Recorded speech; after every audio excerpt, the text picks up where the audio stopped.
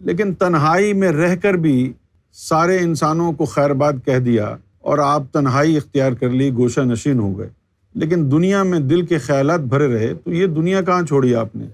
دنیا تو آپ کے اندر ہے۔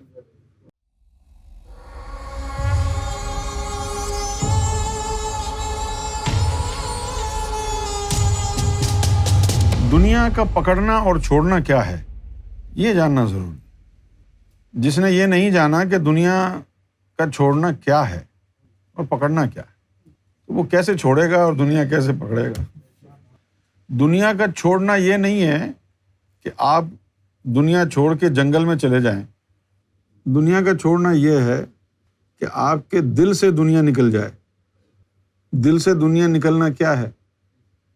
تمام تر نفس کی خواہشات معدوم ہو جائیں، ختم ہو جائیں۔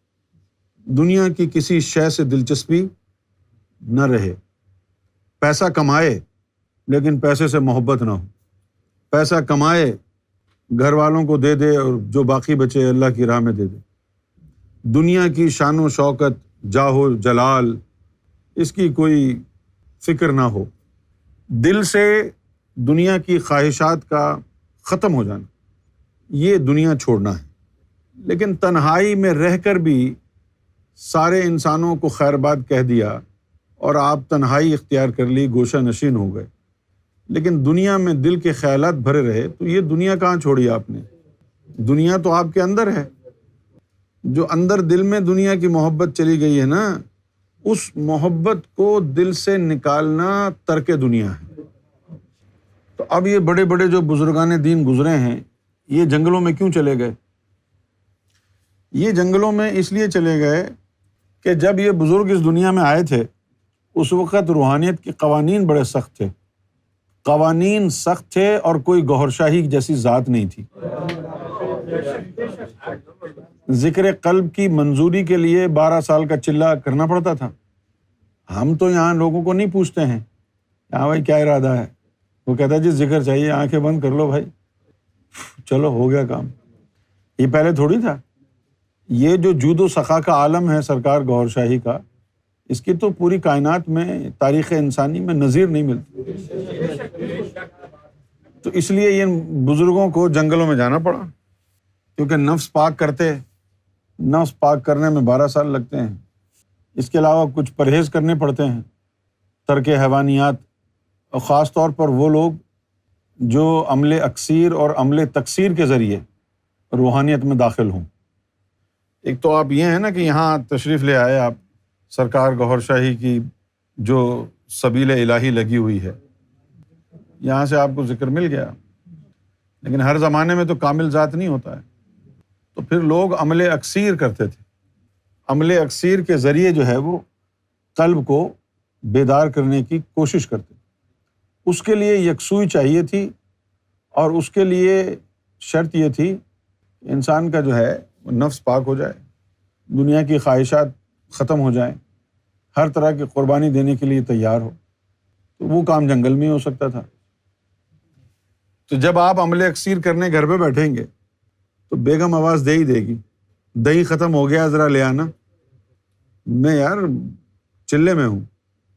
تو اللہ تعالیٰ نے بیوی کے، بچوں کے حقوق کا نہیں کہا تو جو چلے میں بیٹھا ہوا ہے تو اتنی بد زبانی، وہ نہیں سمجھ سکتے نا، ان کی سمجھ میں نہیں آتی بات۔ جنگل میں جو ہے جانا اس لیے ضروری تھا کہ عمل اکثیر کرتے تھے۔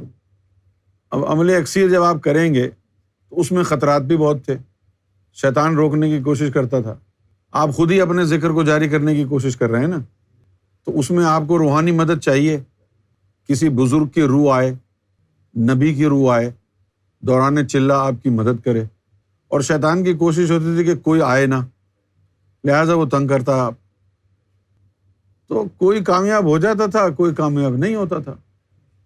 اب تو کچھ ہے ہی نہیں، جو اتنا بڑا کرم سرکار نے فرما دیا ہے، ہمارا دماغ اس کو پروسیس نہیں کر سکتا۔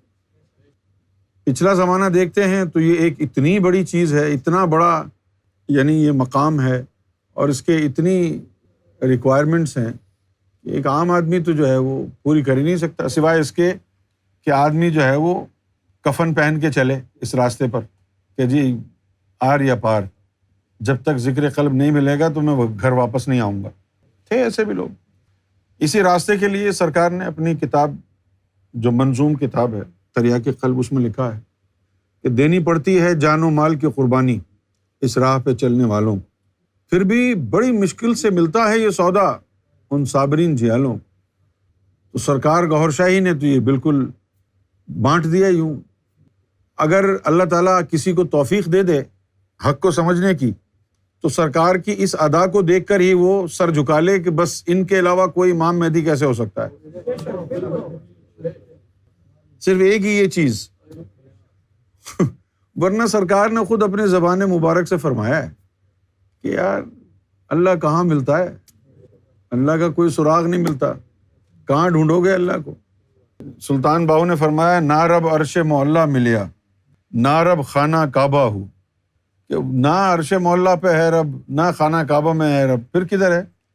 انہوں نے کہا جی میں تو مرشد کے جب میں نے قدموں کو بوسہ دیا تو مجھے مرشد کی ذات سے اللہ ملا.